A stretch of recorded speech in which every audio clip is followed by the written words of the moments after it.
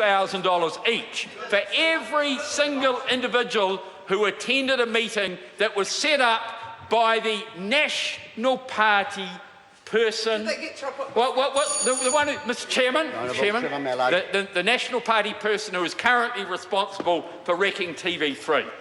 Currently responsible for wrecking TV3. That's. I'm trying to remember the woman's name.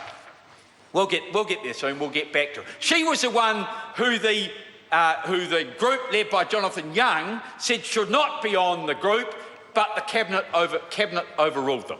And that's the next point that I want to make, and that is the way that. And I heard my friend Jacinda Ardern talking about the officials and the fact that she did not blame the officials for the process.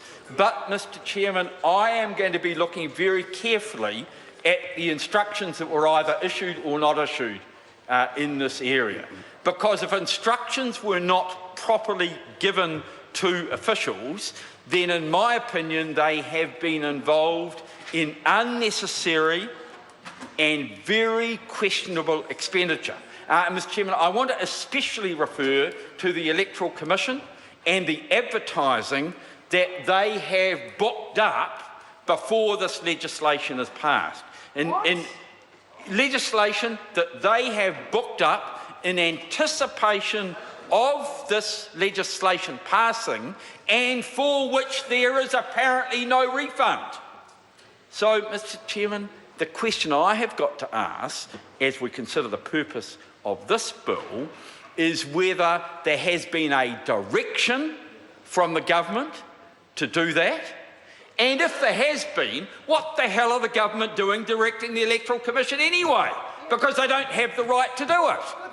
And so, Mr. Chairman, there are some very real issues here about the role of officials in front of the passing of the legislation for which we are considering the purpose for now. Mr. Chairman, as I made clear on a number of occasions, I support having a new flag. I don't support changing to a new flag at this particular time, and I'm someone now for. I used to go to the Anzac ceremonies and protest. In probably for the last 40 years, I've been going, or 35 years, I've been going to commemorate.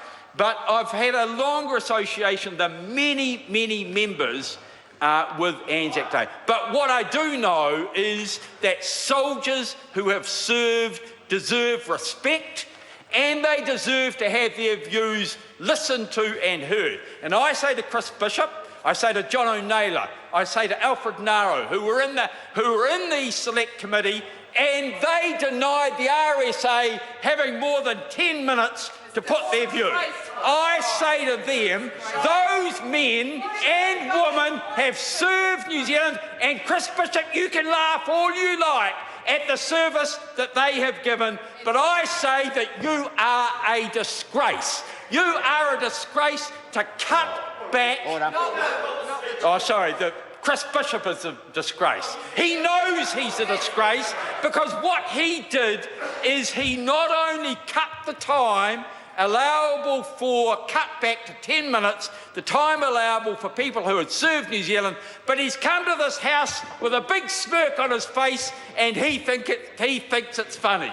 Mr. Chairman, it is just absolutely wrong for him to take that approach, for John Key to take the approach that is so anti those people who have fought for New Zealand and so unwilling to hear their views. Mr. Chairman, it is almost unbelievable that it takes a generation of the Vietnam protester to defend against the National Party the rights of service people to be heard by this Parliament. And I want to say the 747 people, including a significant number who had served New Zealand, who had put in via an email form distributed by the RSA,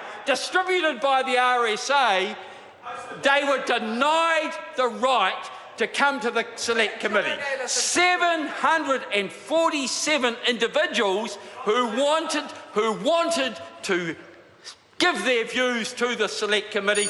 Chris Bishop voted against it.